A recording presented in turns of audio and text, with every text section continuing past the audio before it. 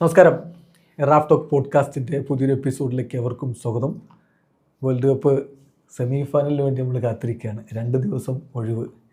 മിക്ക കളിപ്രേമികൾ നന്നായിട്ടൊന്ന് ഉറങ്ങിയത് ഇന്നായിരിക്കും. ഏതായാലും 2 മത്സരങ്ങൾ, ഒന്ന് Spain versus France, Argentina versus England. Spain versus France ഒരു ഈക്വൽ മാച്ച് ആയിരിക്കും എന്ന് വിചാരിക്കുന്നു. പക്ഷേ പല ആളുകളും വിശ്വസിക്കുന്നൊരു കാര്യം, അർജൻറ്റീന ഇംഗ്ലണ്ടിനോട് അങ്ങനെ അങ്ങ് പിടിച്ച് നിൽക്കില്ല എന്ന രൂപത്തിൽ ഇപ്പോൾ എക്സ്പേർട്ടുകൾ വരെ പറയുന്നുണ്ട്. ഇപ്പം ഐഗർ കസിയസ് ഒക്കെ പറയുന്നത് അർജൻറ്റീനയ്ക്ക് വയ്യ, അവരത്രയും ക്ഷീണിച്ചിട്ടുണ്ട് എന്നൊക്കെയാണ് പറയുന്നത്. അപ്പോൾ എന്തായാലും എന്താണ് അർജൻറ്റീന വേഴ്സസ് ഇംഗ്ലണ്ട് മത്സരത്തിലെ യഥാർത്ഥ വസ്തുതകൾ, അതൊക്കെ ഒന്ന് വിശകലനം ചെയ്യാൻ വേണ്ടി നമ്മോടൊപ്പം കളി നിരീക്ഷകൻ ഷിയാബ് സാർ ഉണ്ട്. Welcome Shiyab sir. അർജൻറ്റീനയ്ക്ക് വയ്യേ, ഇംഗ്ലണ്ടിനോട് ഒന്നും പിടിച്ച് നിൽക്കൂലേ? അത് അർജൻറ്റീന ഇംഗ്ലണ്ടായിട്ട് കളിക്കുമ്പോഴെങ്ങനെയാണെന്ന് നമുക്കറിയാം. അതായത് നമ്മളിപ്പോൾ എന്താ പറയുക, ഹിസ്റ്റോറിക്കായിട്ടുള്ള അവരുടെ പോരാട്ടങ്ങളിൽ വേൾഡ് കപ്പിൽ എസ്പെഷ്യലി പ്രത്യേകിച്ചുള്ള അവരുടെ മത്സരങ്ങളൊക്കെ എന്ന് പറയുന്നത് വളരെ വീറും വാശിയുള്ളായിരുന്നു. വളരെ ക്ലോസ് കോണ്ടസ്റ്റ് ആയിരുന്നു. ഒരുപാട് കോൺട്രവേഴ്ഷ്യലായിട്ട് ഒരുപാട് കാര്യങ്ങളുണ്ടായിരുന്നു. എന്തായാലും അത് ആക്ച്വലി ഒരുപാട് നമ്മൾ പറഞ്ഞിട്ടുണ്ടായിരുന്നു. നമ്മളൊരു ഹിസ്റ്റോറിക്കായിട്ടുള്ള ഒരുപാട് കോണ്ടക്സ്റ്റ് അതിനുണ്ട്. അതുകൊണ്ട് തന്നെ അവർ രണ്ടുപേരും ഒരുമിച്ച് എതിരെ വരുമ്പോൾ തീർച്ചയായിട്ടും ഒന്നൊരു ലാറ്റിൻ അമേരിക്കൻ കൺട്രിയാണ്, മറ്റത് യൂറോപ്യൻ ഒരു പവർ ഹൗസാണ്. സ്വാഭാവികമായിട്ടും പക്ഷേ രണ്ടും നമ്മൾ വരുന്ന സമയത്ത് തീർച്ചയായിട്ടും ഒരുപാട് എൻ്റർടൈനിങ് ആൻഡ് ഇൻട്രസ്റ്റിംഗ് ആയിട്ടുള്ള ഒരുപാട് എലമെൻറ്റ്സ് ആ ഫുട്ബോൾ സമ്മാനിക്കാറുണ്ടെന്നുള്ളതാണ്.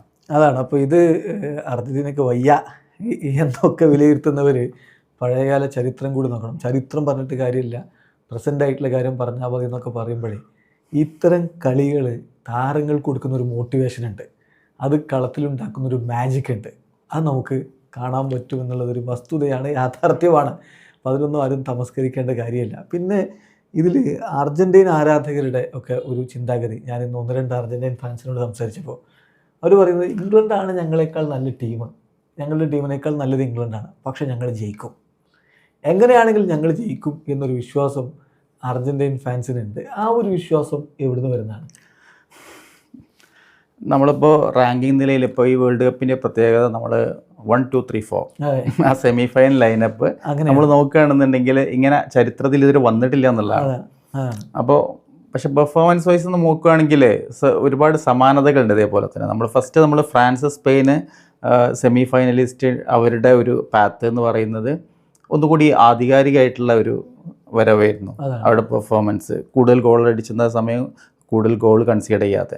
എന്നാൽ ഈ സെമി ഫൈനലിലേക്ക് വരുമ്പോൾ നമ്മളിപ്പോൾ അർജൻറ്റീന ഇംഗ്ലണ്ട് സെമി ഫൈനലിസ്റ്റുകളിലേക്ക് വരുമ്പോൾ രണ്ടും നമ്മൾ ആക്ച്വലി എന്താ പറയുക, ഗോളുകൾ അടിച്ചിട്ടുണ്ട്, അതേപോലെ ഗോൾ വഴങ്ങിയിട്ടുണ്ടെന്നുള്ളതാണ്.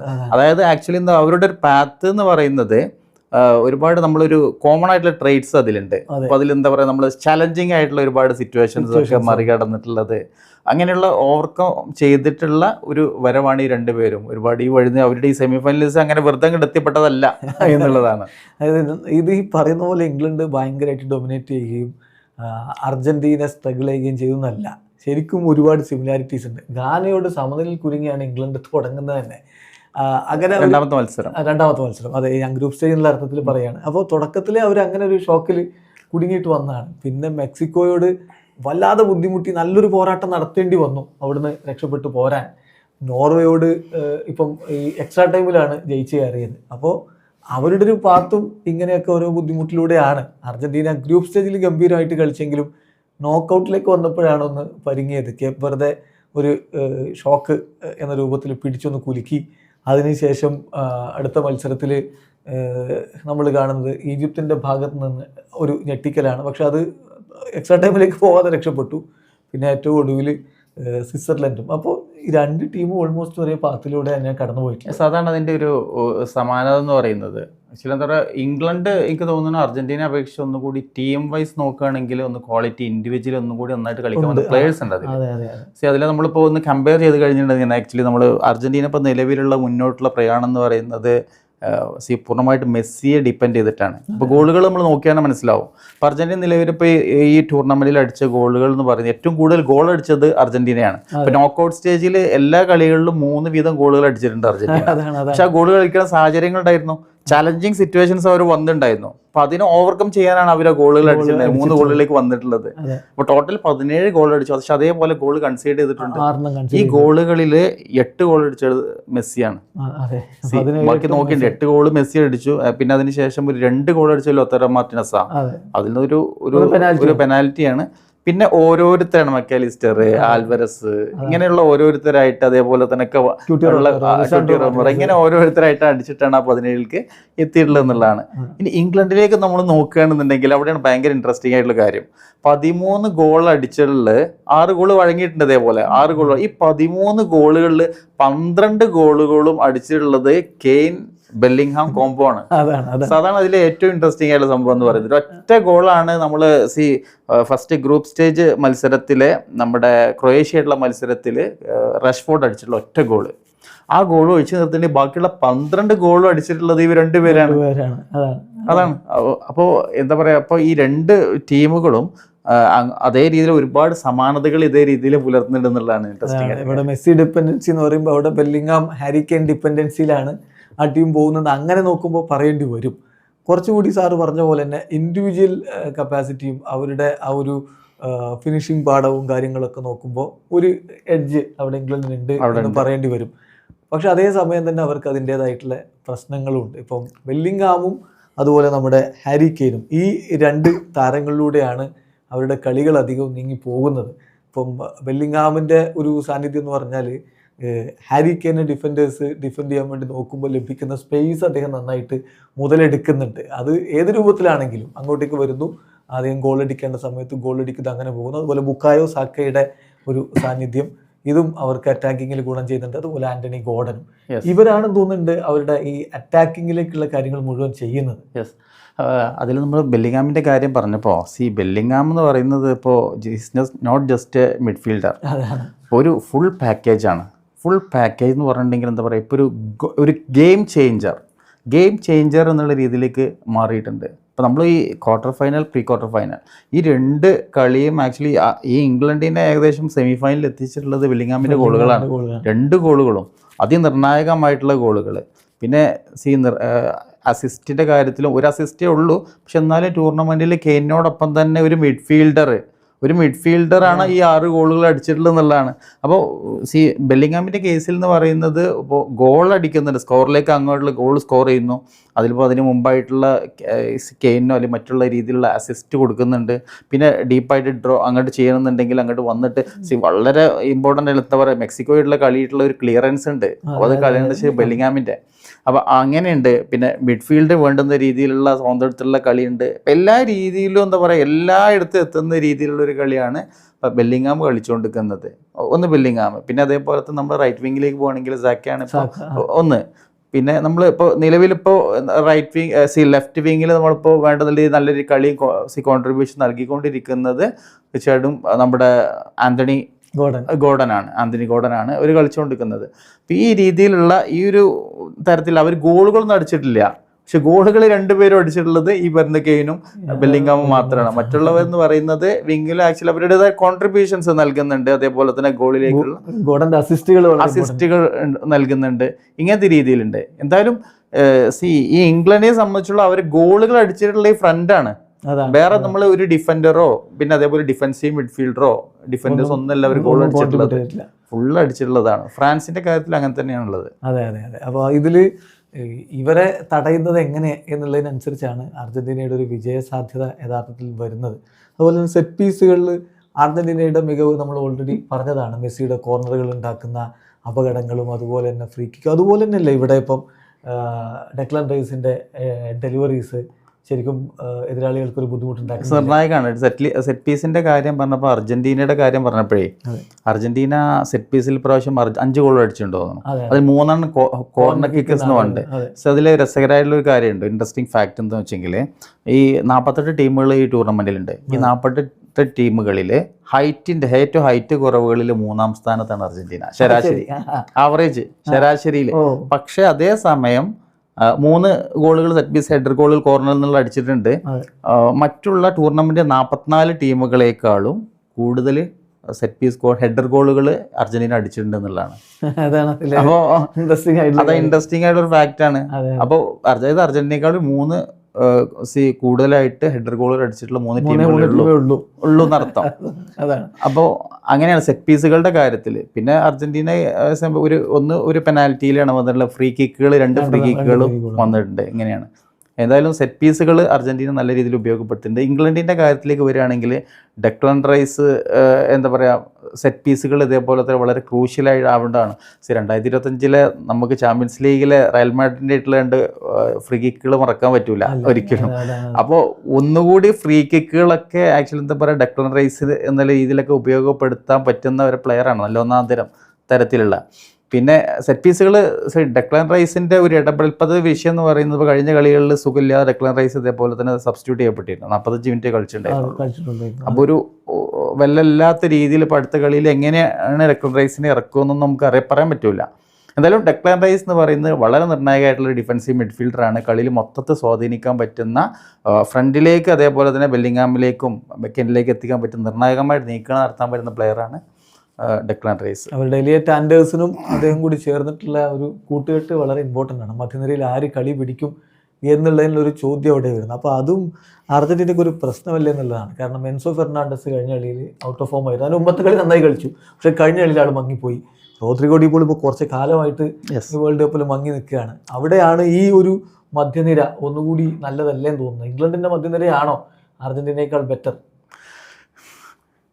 എന്തുകൊണ്ടും അർജന്റീനയേക്കാൾ ഒന്നുകൂടി നല്ല ഒരു മിഡ്ഫീൽഡ് നിലവിലുള്ളത് ഇംഗ്ലണ്ട് തന്നെയാണ്. ഇപ്പോൾ ഇംഗ്ലണ്ടിൻ്റെ പ്രത്യേകിച്ചുള്ള ഒരു പ്രത്യേകത ഒരു സംഭവം, പക്ഷെ അർജന്റീനക്ക് മുതലെടുക്കാവുന്ന ചില കേസുകളുണ്ട്. അതായത് അർജന്റീന ഇപ്പോൾ ഇംഗ്ലണ്ട് കളി തുടങ്ങുന്ന ഒന്നുകൂടി ഒരു സ്ലഗിഷാണ്, മെല്ലെ പതിയെ തുടങ്ങാറുള്ളൂ. അവരൊന്നുകൂടി സെറ്റാക്കി അതേപോലെ തന്നെ എന്താ പറയുക, മെല്ലെ കളി താളത്തിലേക്ക് ടെമ്പോ കൊണ്ടുവരുന്നതാണ്. പക്ഷേ പിന്നെ താളെന്ന് കണ്ടെത്തി കഴിഞ്ഞെങ്കിൽ ഇംഗ്ലണ്ട് ഒന്നുകൂടി നല്ലൊരു വേഗതയിൽ കളിക്കുന്നതാണ്. ഇപ്പോൾ ഇവരൊക്കെ എന്ന് പറഞ്ഞാൽ മിഡ്ഫീൽഡും അതേപോലെ തന്നെ എന്താ പറയുക, ഇവിടെ വിങ്ങും മൊത്തത്തിൽ ഫോർവേഡ്സ് ഒരു ലിങ്കായിട്ട് മൊത്തത്തിലെല്ലാം കൂടി നന്നായിട്ട് ഇതിൽ കളിക്കുന്നത് കാണാം. ആ ഒരു റിതം നല്ല രീതിയിൽ അങ്ങനെ കൊണ്ടുപോകുന്നത് കാണാം ഇംഗ്ലണ്ടിൻ്റെ കേസിൽ.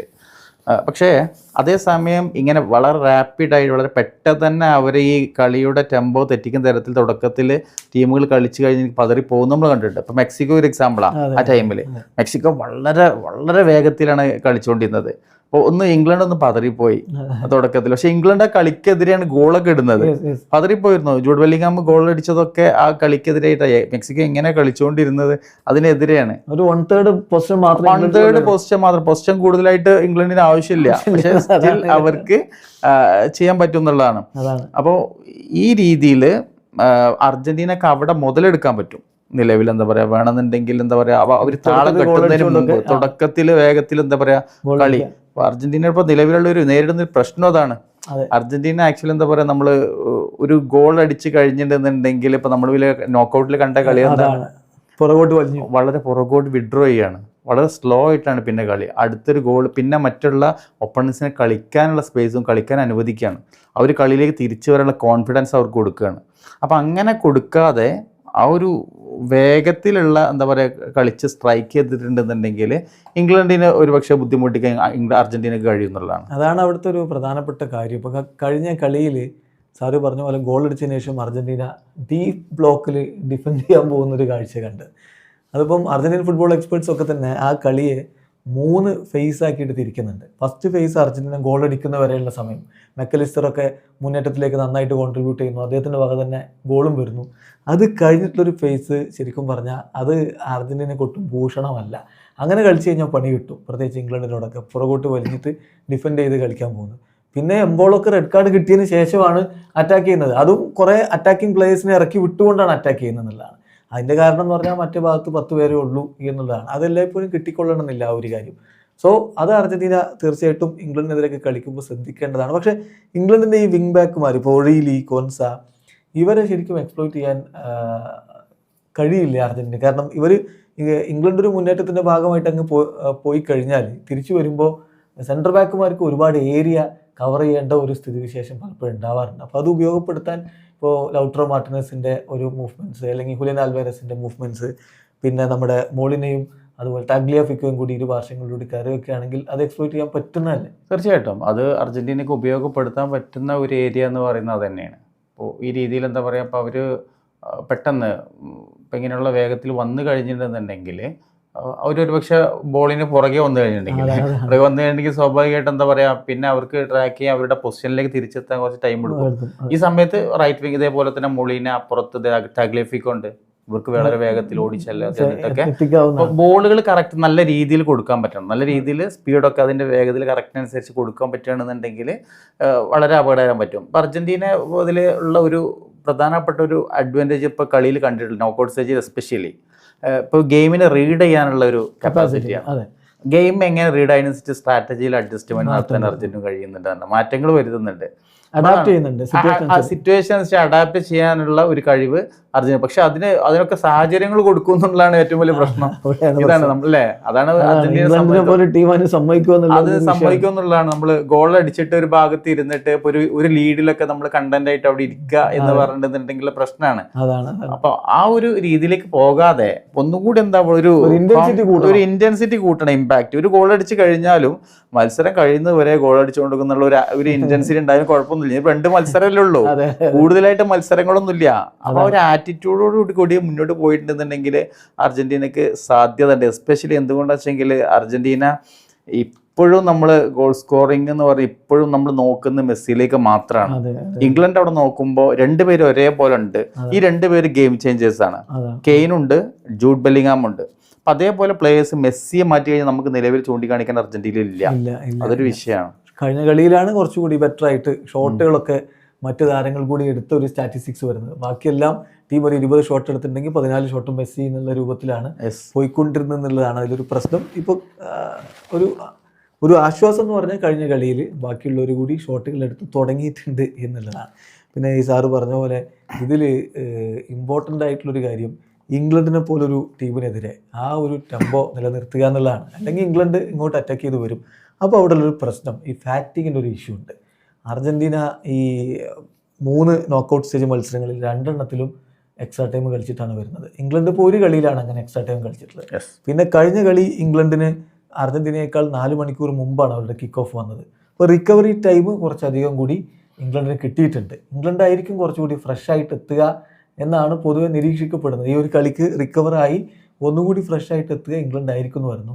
അപ്പം അതാണ് കസീസ് ഒക്കെ പറഞ്ഞത്, അർജന്റീന ടയേർഡാണ്, അവരെ കൊണ്ട് വയ്യ എന്ന് പറയാനുള്ള ഒരു കാരണം അതാണ്. ഈ ഫാറ്റിക് ഒരു ഇഷ്യൂ ആവുക, കാരണം എല്ലാ കളിയിലും ഇങ്ങനെ ഭയങ്കരമായിട്ട് കളിക്കേണ്ടി വന്നു, കുറേ മിനിറ്റുകളും കളിക്കേണ്ടി വന്നു. അപ്പോൾ ഈ ഇൻറ്റൻസിറ്റി നിലനിർത്താൻ പറ്റുമോ എന്നുള്ളത് തീർച്ചയായിട്ടും. ഇപ്പോൾ ഒരു വേൾഡ് കപ്പ് പോലുള്ള ടൂർണമെൻറ്റ് നമുക്ക് ഒരു ടൈമിൽ ഇപ്പോൾ ചാമ്പ്യൻസ് ലീഗ് ഒക്കെ ആണെന്നുണ്ടെങ്കിൽ അല്ലെങ്കിൽ മറ്റുള്ള ടൂർണമെൻറ്റ് ലീഗൊക്കെ ആണെന്നുണ്ടെങ്കിൽ അവർക്ക് റിക്കവറി ടൈം ഉണ്ട്. ഇപ്പോൾ വീക്കിലി കളി വരുന്നുള്ളൂ. ചാമ്പ്യൻസ് ലീഗ് ആണെന്നുണ്ടെങ്കിൽ അതിലും കൂടുതൽ ഗ്യാപ്പ് കിട്ടുന്നുണ്ട്, റിക്കവർ ചെയ്യാൻ ടൈമൊക്കെ കിട്ടുന്നുണ്ടാവും. പക്ഷേ വേൾഡ് കപ്പിലേക്ക് വരുമ്പോൾ നമ്മളിപ്പോൾ ഒരു വിത്തിൻ സ്പാൻ ഓഫ് 1 മന്ത് ആണ് ഈ പറയുന്ന 8 മത്സരങ്ങളൊക്കെ വരുന്നത്. ഇപ്പോൾ ക്വാർട്ടർ ഫൈനൽ കഴിഞ്ഞ് 2 ദിവസം കഴിയുമ്പോഴേക്കും സെമി ഫൈനലാണ് കളിക്കുമ്പോൾ. അപ്പോൾ സ്വാഭാവികമായിട്ടും ഇത് അവരുടെ കളിയെ എന്താ പറയുക, ഇപ്പോൾ ഇങ്ങനെ കൂടുതൽ എക്സ്ട്രാ ടൈം കളിച്ചത് പ്ലേയേഴ്സിൻ്റെ മാറ്റം. പിന്നെ അത് മാത്രമല്ല, അപ്പോൾ ഒന്നുകൂടി ഇംഗ്ലണ്ട് എന്ന് പറയുന്ന പ്ലേയേഴ്സിൻ്റെ കാര്യത്തിൽ നമ്മൾ അർജന്റീന അപേക്ഷിച്ച് ഒന്നുകൂടി യങ്ങറാണ്. അവർ ആവറേജ് അർജന്റീന ശരാശരി നമ്മൾ ഏജ് നമ്മൾ കണ്ടുകൊണ്ട് ഏകദേശം 20 എണ്ണാനൊക്കെ വരുന്നുണ്ട് തോന്നുന്നു. അപ്പോൾ അതൊരു പ്രശ്നമാണ്. അപ്പോൾ കൂടുതൽ കളിച്ചതൊരു പ്രശ്നമാണ്. പക്ഷെ അതേസമയം മറുഭാഗം ഉണ്ട് കേട്ടോ. അതായത് ഇംഗ്ലണ്ടിനെ സംബന്ധിച്ചിടത്തോളം ചില രീതിയിലുള്ള ഇപ്പൊ സസ്പെൻഷൻ ഫേസ് ചെയ്ത പ്രശ്നങ്ങളുണ്ട്, ഹാൻഡിൽ ചെയ്യേണ്ടി വന്നിട്ടുണ്ട്. അതേപോലെ തന്നെ നമ്മളിപ്പോ പരിക്കിന്റെ ഇഷ്യൂ ഉണ്ട്. ഇപ്പോൾ ഡെക്ലൻ റൈസ് അതേപോലെ നിർണായകമായിട്ടുള്ള ഒരാളാണ് അവരുടെ മിഡ്ഫീൽഡിലുള്ള. പക്ഷെ ഇപ്പോൾ ഒരു കഴിഞ്ഞ കളിയിലൊന്നും വേണ്ടത്ര രീതിയിലുള്ള എന്തോ ഒരു സുഖമില്ലാത്ത, അപ്പോൾ പറയുന്നുണ്ടെന്ന് ട്വിഷല് പറയുന്നുണ്ടായിരുന്നത് 2 ദിവസം ബെഡിലായിരുന്നു എന്നുള്ളതാണ്. അപ്പൊ അങ്ങനെ ഉണ്ടായിരുന്നു, അസുഖവുമായി ബന്ധപ്പെട്ട ഒരു സുഖമില്ലാത്തൊരു വിഷയമുണ്ട്. അപ്പോൾ ഇങ്ങനെയുള്ള പ്രശ്നങ്ങൾ അപ്പുറത്തുണ്ടാവാം. പക്ഷെ എന്നാലും വലിയൊരു വ്യത്യാസം അതിൽ ഉണ്ടായിക്കൊള്ളണം എന്നില്ല എന്നാണ് പറയുന്നത്. ഇപ്പോൾ ഒരു കൂടുതലായിട്ട് എല്ലാ കളികളും എക്സ്ട്രാ ടൈമും ടൈ ബ്രേക്കറിലൊന്നും കടന്നിട്ടില്ല എന്നുള്ളത്. 2 ടീമും ഒരു ബാലൻസ്, അത്ര വലിയ പ്രശ്നങ്ങൾ വരില്ല എനിക്ക് തോന്നുന്നു. ഓക്കെ, അപ്പം അതിലിപ്പം ബെല്ലിംഗാമിൻ്റെ ഷോൾഡർ ഇഞ്ചുറി പലരും പറയുന്നുണ്ട്, അതൊരു ഇഷ്യൂ ആവില്ല എന്നാണ് ഇംഗ്ലീഷ് മാധ്യമങ്ങൾ നൽകുന്ന വിവരം. പിന്നെ ഗാരി നെവില് ജോക്കോളൊക്കെ എന്നൊരു പറയുന്ന കുറേ കാര്യം. ജോക്കോൾ പറഞ്ഞത് മെസ്സിയെ ഞങ്ങൾ ഉറക്കിക്കെടുത്തുന്നതാണ്. അത് എത്രത്തോളം സാധിക്കുന്ന കണ്ടാണ്. അതുപോലെ ഗാരി നെവില് പറയുന്ന ഒരു കാര്യമുണ്ട്, അർജന്റീനയുടെ ഈ സെൻറ്റർ ബാക്കുമാരെ വെച്ച് നമ്മൾ ചുരുങ്ങിയത് ഒരു 2 ഗോൾ അടിക്കുന്നതാണ്. അതായത് ക്യൂട്ടി റൊമേറോ, ലിസാൻഡ്രോ മാർട്ടിനസ് ഇവർക്കെതിരെ ചുരുങ്ങിയത് ഒരു 2 ഗോൾ അടിക്കാൻ ഇംഗ്ലണ്ടിന് കഴിയുമെന്ന് പറയുന്നത്. അതെന്തുകൊണ്ടായിരിക്കും അങ്ങനെ ഒരു നിരീക്ഷണം? കാരണം ഇവർ രണ്ടുപേരും പ്രീമിയർ ലീഗിലെ മികച്ച സെൻട്രൽ ബാക്കുമാരാണ്. വിച്ചക്ക് ഇപ്പോൾ കഴിഞ്ഞ സീസണിൽ കുറേ പരിക്കുന്ന പ്രശ്നങ്ങളുണ്ടായിരുന്നു, പക്ഷേ അദ്ദേഹം കളിച്ച സമയത്തൊക്കെ മികച്ച രൂപത്തിൽ തന്നെയാണ് കളിച്ചത്. ക്യൂട്ടി റൊമേറോ പിന്നെ സ്പേഴ്സിൻ്റെ എല്ലാമാണ്. അപ്പോൾ പിന്നെ അങ്ങനെ ഇതൊരു മോശം സെൻട്രൽ ബാക്ക് പെയറാണോ? ഗ്യാരി നെവില്ല പറയുന്നത് നോക്കണം. അത് ഒന്നെങ്കിൽ ഒരു കളികൾ അവർ ഒരു കളി അർജന്റീന കളി നിരീക്ഷിച്ചിട്ടുണ്ടാവും. ലിസാൻഡ്രോ മാർട്ടിനസിന്റെ ചില ദൗർബല്യങ്ങൾ ഒരുപക്ഷെ പ്രീമിയർ ലീഗ് നന്നായിട്ട് കളിക്കുന്നുണ്ടാവാം. ലിസാൻഡ്രോ മാർട്ടിനസുമായി ബന്ധപ്പെട്ട സ്ലോനെസ്, അത് മാത്രം ഫിസിക്കലി എന്ന് വെച്ചാൽ ഹൈറ്റ് കുറവാണ്. പിന്നെ അതേപോലെ തന്നെ എന്താ പറയുക, കഴിഞ്ഞ നമ്മൾ ഈജിപ്തിൻ്റെ രണ്ടാമത്തെ ഗോളിലുമായി ബന്ധപ്പെട്ട് രണ്ടാമത്തെ ഗോളിൽ അവിടെ എത്തി വേഗതയിൽ വളരെ കമ്മിറ്റ്മെൻറ്റോട് കൂടി കളിക്കുന്ന പ്ലെയറാണ്. പക്ഷെ ചില സമയത്ത് നമ്മൾ ശ്രമിച്ചില്ല. ചില സമയത്ത് നമ്മൾ എന്താ പറയാ, നമ്മൾ ഹൃദയം കൊണ്ട് കളിച്ചാൽ പോരാ, നമ്മളിപ്പോ എന്താ ബ്രെയിനും വേണം നമ്മൾ യൂസ് ചെയ്യാൻ. അതാണ് പ്രശ്നം. അപ്പൊ ആ സമയങ്ങൾ ഒരു പക്ഷെ ഒന്ന് ഇടപെട്ട് നിങ്ങൾ ഗോൾ ചിലപ്പോൾ സാധ്യത കുറവായിരുന്നു. വളരെ വേഗത്തിൽ എന്താ പറയുക, അത് കമ്മിറ്റ്മെന്റ് കൊണ്ടാണ് അവിടെ എത്തിയത്. എന്താ പറയുക, ആ ഒരു ട്രേസ് ചെയ്ത് അവിടെ വരെ ബോക്സിൽ എത്തി. പക്ഷെ അവിടെ എത്തിയിട്ട് അപ്പം മുന്നിൽ വേറെ ആരും ഇല്ല, തടയല്ല, തൊട്ട് ബാക്കിൽ ആളുണ്ട് അവിടെ എത്തുന്നതായിരുന്നു. ആ ആളൊന്ന് മാർക്ക് ചെയ്തിട്ടുണ്ടെങ്കിൽ ഒരു പക്ഷേ സാധ്യത ഉണ്ടായിരുന്നു. അപ്പോൾ നല്ല രീതിയിൽ കളിക്കുന്നുണ്ട്. പക്ഷെ തീർച്ചയായിട്ടും നമ്മൾ ഇവരെപ്പോഴും വാച്ച് ചെയ്യുന്നത് വീക്ക്നെസ് ആയിരിക്കും, ദൗർബല്യങ്ങൾ നോക്കുന്നുണ്ടാവും, അത് കണ്ടിട്ടാവും. പക്ഷെ ക്യൂട്ടി റൊമേറോയുടെ കേസിൽ വീക്ക്നെസ് എന്ന് പറയുമ്പോൾ നിലവിലിപ്പോൾ അർജന്റീനയെ സംബന്ധിച്ചിടത്തോളം വളരെ ആധികാരികമായിട്ട് നല്ല രീതിയിലുള്ള ഒരു സെൻറ്റർ ബാക്കാണ് റൊമേറോ കളിച്ചിട്ടുണ്ടായിരുന്നത്. അപ്പോൾ റൊമേറോയെ കുറിച്ച് എന്താണ് പറയാനുള്ള സാഹചര്യം നിങ്ങൾക്ക് മനസ്സിലായിട്ടില്ല. അല്ല, അത് പിന്നെ നെവിലൊക്കെ ആകുമ്പോൾ ഒരു മൈൻഡ് ഗെയിമും കൂടി അതിലുണ്ടാവാം എന്ന് വിചാരിക്കാം. പിന്നെ ഇതിൽ തന്നെ ഇപ്പോൾ നമ്മൾ നോക്കുകയാണെങ്കിൽ ഇപ്പോൾ പ്രീമിയർ ലീഗിൽ കളിച്ച് പരിചയമുള്ള 5 പേരെങ്കിലും അർജന്റീനയുടെ സ്റ്റാർട്ടിംഗ് ലൈനപ്പിൽ ഉണ്ടാവും. അതായത് Cuti Romero, Lisandro Martinez, Enzo Fernandez, Alexis Mac Allister, ഇങ്ങനെ പറഞ്ഞിട്ട് അവരുടെ താരങ്ങൾ പ്രീമിയർ ലീഗിൽ, പിന്നെ എമി മാർട്ടിനസ്, അങ്ങനെ 5 താരങ്ങൾ പ്ലേയിങ് ലെവലിലുണ്ട്. അതായത് ഇംഗ്ലീഷ് ഫുട്ബോളിനെ നന്നായിട്ട് അറിയാവുന്ന 5 താരങ്ങൾ പ്ലേയിങ് ലെവലിലുണ്ട്. പിന്നെ ഇപ്പോൾ സെനേസി ഇപ്പം പ്രീമിയർ ലീഗിലാണല്ലോ, അദ്ദേഹം ഇപ്പോൾ ടോട്ടൻഹാം ഹോട്ട്സ്പറിലേക്ക് ട്രാൻസ്ഫർ ചെയ്യുന്നതാണ് ഞാൻ ഓർക്കുന്നത്, എൻ്റെ ഒരു ഓർമ്മ അങ്ങനെയാണ്. അതുപോലെ ഇപ്പം ബാർക്കോയെ ഇംഗ്ലീഷ് ക്ലബ്ബ് സൈൻ ചെയ്തിട്ടുണ്ട്. ചുരുക്കി പറഞ്ഞാൽ ഇംഗ്ലീഷ് ഫുട്ബോളുമായിട്ട് നല്ല ധാരണയും നല്ല പരിചയമൊക്കെ ഉള്ള കളിക്കാർ ഇപ്പുറത്ത് അതിനുള്ള പകുതി താരങ്ങളും അങ്ങനെയാണ്. അപ്പോൾ അതുകൊണ്ട് പിന്നെ ഈ പറയുന്നതിൽ വലിയൊരു അന്തരം ഉണ്ട് എന്ന് പറയുന്നതിൽ അർത്ഥമുണ്ടോ?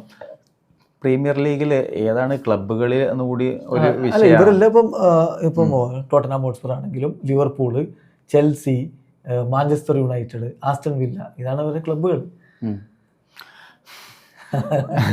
അത് പറഞ്ഞ പോലെ തന്നെ എന്താ പറയുക, ഒരു മൈൻഡ് ഗെയിമാണ്. പിന്നെ എനിക്ക് തോന്നുന്നത് അതേപോലെ തന്നെയാണ്. ഇപ്പോൾ പ്രീമിയർ ലീഗിൽ കളിക്കുന്നുണ്ടൊക്കെ ശരിയായിരിക്കാം, പക്ഷേ ഈ പ്രീമിയർ ലീഗിലും ഒരുപക്ഷെ എന്താ പറയുക, ഒരു പെർഫോമൻസ് ഒക്കെ ഒരുപക്ഷെ കണ്ടിട്ടായിരിക്കും എനിക്ക് തോന്നേണ്ടത്. ഇപ്പോൾ ആൽവരസ് മാഞ്ചസ്റ്റർ സിറ്റിയിൽ ഉണ്ടായിരുന്നല്ലോ, എത്ര അവിടെ കളിക്കാൻ പറ്റി, എത്ര പെർഫോം ചെയ്യാൻ പറ്റി, നല്ല ഇമ്പോർട്ടൻറ്റ് കിട്ടിയിട്ടില്ല. സാധ്യ പ്ലേയിങ് ടൈമും അതേപോലെ ഉണ്ടാവും. എനിക്ക് തോന്നുന്നു ഒരു മുൻവിധിയോട് കൂടിയിട്ടാണ് അർജന്റീൻ പ്ലേയേഴ്സിനൊക്കെ, എസ്പെഷ്യലി അർജന്റീൻ പ്ലേയേഴ്സൊക്കെ പ്രീമിയർ ലീഗിലൊക്കെ ഒരു കാണുന്നതെന്ന് എനിക്ക് തോന്നുന്നുണ്ട്. കാരണം നല്ല രീതിയിൽ ഇപ്പം ഈവൻ മെസ്സിയെ കുറിച്ച് പോലും പറയാറുണ്ട്. കാരണം മെസ്സിയെ കുറിച്ച് പ്രീമിയർ ലീഗ് വന്നിട്ട് അവിടെ സ്പാനിഷ് ലീഗിലല്ലേ, അവിടെ വന്നിട്ട് പ്രീമിയർ ലീഗ് വന്നിട്ട് കളിക്കാൻ പറ്റൂല എന്ന രീതിയിലൊക്കെ പറയാറുണ്ട്. ഗോൾ അടിച്ചിട്ടുണ്ട് എന്നുള്ളതാണ്. അതൊക്കെ കഴിഞ്ഞിട്ടുണ്ടെങ്കിൽ അത് മാത്രമല്ല, അവിടെ നമ്മളിപ്പോ വേൾഡിലെ ഏറ്റവും പറയുകയാണെന്നുണ്ടെങ്കിൽ ഇപ്പോൾ എൽ ക്ലാസിക്കോ ആണ് അത്രമാത്രം വളരെ പോപ്പുലറും അതേപോലെ തന്നെ ഉള്ള പോരാട്ടങ്ങൾ. ആ പോരാട്ടത്തിൽ ഏറ്റവും അഡ്വാൻറ്റേജ് മെസ്സിക്കാണ്, ഏറ്റവും ഗോൾ അടിച്ചിട്ടുള്ളതൊക്കെ. അപ്പൊ അത് വെച്ചിട്ടുണ്ടെങ്കിൽ അപ്പൊ അതിൽ അർത്ഥമൊന്നുമില്ല. പക്ഷെ എനിക്ക് തോന്നുന്നു ഇങ്ങനെയുള്ള പ്ലേയേഴ്സ് ഇതൊക്കെ ഒരു മൈൻഡ് ഗെയിമാണ് പറഞ്ഞ പോലെ. ഇംഗ്ലീഷ് പ്രമാണിത്വം അതിൻ്റെ ഒരു ഭാഗം കൂടിയായിരിക്കും ഇത്തരത്തിലുള്ള പ്രയോഗങ്ങൾക്ക്. ഈ പറയുന്ന പോലെയുള്ള വലിയ അന്തരമൊന്നും ഈ ടീമുകൾ തമ്മിലില്ല എന്നുള്ള ഞാൻ. പിന്നെ മെസ്സി ഉറക്കിക്കെടുത്തു എന്ന് പറയുന്നുണ്ട്. അത് ജോക്കോളിൻ്റെ ഒരു പ്രയോഗമാണ്, അതിൻ്റെ അപ്പുറത്തെ കാര്യമൊന്നുമില്ല. പക്ഷേ നമ്മൾ മനസ്സിലാക്കുന്ന ഒരു കാര്യം, മെസ്സി തൻ്റെ കരിയറിൽ ഇന്ന് വരെ ഇംഗ്ലണ്ടിനെതിരെ കളിച്ചിട്ടില്ല. ഈ കളിയിൽ എന്ത് മെസ്സി ചെയ്യും എന്താണ് വിചാരിക്കുന്നത്? യെസ്, അപ്പം അത് പറഞ്ഞപ്പോഴാണ് നേരത്തെ പറഞ്ഞത് മെസ്സിയെ ഉറക്കി എടുത്തു എന്ന് പറഞ്ഞ സംഭവം. അപ്പോൾ കഴിഞ്ഞ കളിയിൽ ഇപ്പോൾ നമുക്കറിയാം മെസ്സി ഇപ്പോൾ ഇതുവരെയുള്ള അർജന്റീനയുടെ കളിയുടെ വിജയത്തിൽ ഒരു എന്താ പറയുക ഇൻ്റഗ്രൽ പാർട്ടാണ് മെസ്സി എന്ന് പറയുന്നത്. ഗ്രൂപ്പ് സ്റ്റേജിലുള്ള ഗോൾ അടിച്ചത് മുഴുവനും ആക്ച്വലി എന്ന് പറയാം മെസ്സി എന്ന് തന്നെ പറയാം. പിന്നെ അതിനുശേഷം നോക്കൗട്ട് സ്റ്റേജിലേക്ക് വന്നപ്പോൾ നമ്മളിപ്പോൾ 2 കളികൾ, ഒന്ന് ഈജിപ്റ്റും ഇപ്പോൾ ലേറ്റസ്റ്റ് 2 കളികൾ നോക്കുകയാണെന്നുണ്ടെങ്കിൽ ഈജിപ്റ്റും നമ്മൾ കളിച്ച സ്വിറ്റ്സർലൻഡോ. പക്ഷേ ഈജിപ്ത് അതേപോലെ ലോ ബ്ലോക്കിൽ പോയി ടൈം ഉണ്ടായിരുന്നല്ലോ ഒരു ഡിഫൻസ് ഒന്നും സമയത്തും മെസ്സിക്ക് കളിക്കാൻ പറ്റിയിരുന്നു. ആ ഡിഫൻസിലുള്ള വ്യത്യാസമാണ്, അതായത് ക്വാളിറ്റിയിലുള്ള വ്യത്യാസമാണ്. സ്വിറ്റ്സർലൻഡിൽ കളിച്ചപ്പോൾ മെസ്സിക്ക് അതേ രീതിയിൽ കളിക്കാൻ പറ്റിയിട്ടുണ്ടായിരുന്നോ? ഇല്ല, അതേ രീതിയിൽ കളിക്കാൻ പറ്റില്ല. അതായത് ആക്ച്വലി ബോക്സിൽ ഈജിപ്തിന് കളിച്ച സമയത്ത് ബോക്സിൽ മാക്സിമം പരമാവധി ടച്ച് ചെയ്യാൻ പറ്റിയ പ്ലെയറാണ് മെസ്സി. കടക്കാൻ പറ്റിയിട്ടുണ്ടായിരുന്നു.